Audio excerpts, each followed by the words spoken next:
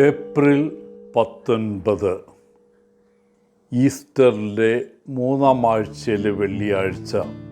യോഹന്നാൻ 6:52 മുതൽ 59 വരെ വാക്യങ്ങൾ. ഒരു ദിവസം ഒരു വ്യവസായി ഗുരുവിനോട് താൻ എന്താണ് ചെയ്യുന്നത് എന്ന് ചോദിച്ചപ്പോൾ ഗുരു മറുപടി പറഞ്ഞു, ഞാൻ ജനവ്യവസായത്തിൽ ഏർപ്പെട്ടിരിക്കുകയാണ്. അത് എന്താണ്? വ്യവസായി ചോദിച്ചു. നമുക്ക് നിങ്ങളെ ഒരു ഉദാഹരണമായി എടുക്കാം.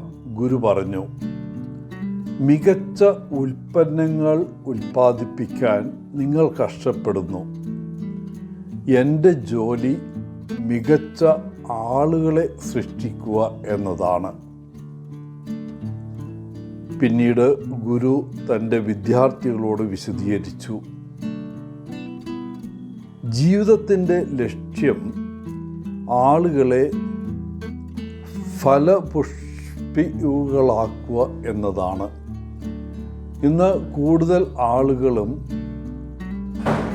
മികച്ച സൗകര്യങ്ങൾ ഉണ്ടാക്കുന്നതിൽ തൽപരരാണ്. എന്നാൽ നമുക്കാവശ്യം മികച്ച ആളുകളെയാണ്. ഇന്നത്തെ സുവിശേഷ വായനയിൽ യേശു തൻ്റെ മാംസം ഭക്ഷിക്കുന്നതിനെക്കുറിച്ചും രക്തം കുടിക്കുന്നതിനെക്കുറിച്ചും സംസാരിക്കുന്നതായി കാണാം. യേശു തങ്ങളെ നരഭോജികളായി കണക്കാക്കിയെന്ന് കരുതിയ അവൻ്റെ ശ്രോതാക്കളെ ഇത് ഞെട്ടിക്കുന്നതായിരുന്നു. എന്നിട്ട് യേശു തൻ്റെ പഠിപ്പിക്കലുകളും സേവനവും സംയോജിപ്പിക്കാൻ ശ്രമിച്ചു. അവൻ മാംസമായി തീർന്ന വചനമാണെങ്കിൽ വചനം നമ്മുടെ അസ്തിത്വത്തിൻ്റെ ഏറ്റവും ആഴമുള്ള ഭാഗത്ത് നമുക്ക് നിലനിൽക്കാൻ വേണ്ടി നമ്മുടെ കോശങ്ങൾക്ക് ആഗിരണം ചെയ്യാൻ കഴിയുന്ന ശാരീരിക രൂപത്തിന് തുല്യമാണ്.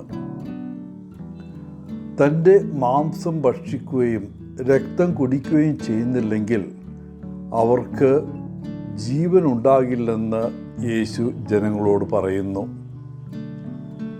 മാംസവും രക്തവും എന്ന വാക്കുകൾ മുഴുവൻ വ്യക്തിത്വത്തെയും സൂചിപ്പിക്കുന്ന ഒരു ഹീബ്രു ഭാഷയാണ്.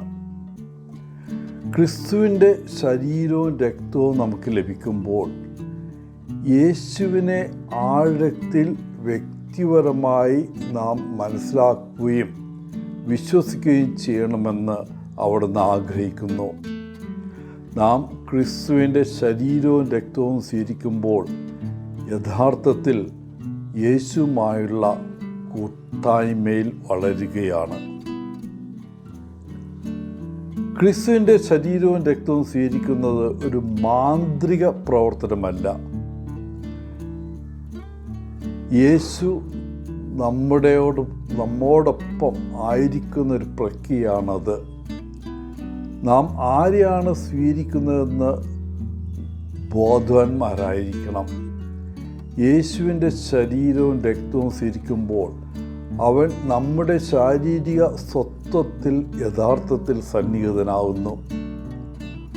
അങ്ങനെ നമ്മെ നോക്കുന്ന ഏതൊരാളും യേശുവിനെ തന്നെ കാണുകയും അവനെ കണ്ടവരെല്ലാം പിതാവിനെ കണ്ടു എന്ന് യേശു പറയുകയും ചെയ്തത് തമ്മിൽ വ്യത്യാസമില്ല.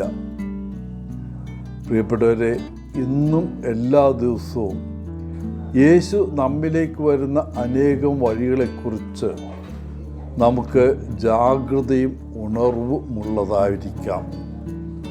നമ്മെ നല്ല മനുഷ്യരാക്കാൻ അവൻ ഓരോ നിമിഷവും നമ്മോടൊപ്പമുണ്ട്.